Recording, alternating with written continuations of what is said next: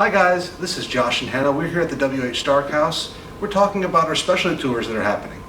So next Thursday, February 27th, is our first specialty tour. Home is Where the Heart Is, a love story at the WH Stark House. It'll be from 5:30 to 7. We do have a materials fee for this one, so we're going to talk a little bit about why that is.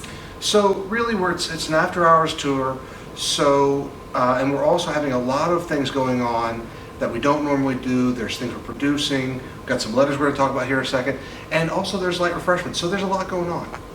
So what I'm holding is actually scans of original letters from Miriam and WH's courtship. So these are letters that he wrote to her when he was attempting to romance her in the early days before they got married. Esteemed friend. Yes, it starts esteemed friend Miriam. So these are just a few of the things that you'll be able to see in the narrative that we'll be able to talk about if you join us next Thursday. So go to starkculturalvenues.org to book your spot. Can't wait to see y'all.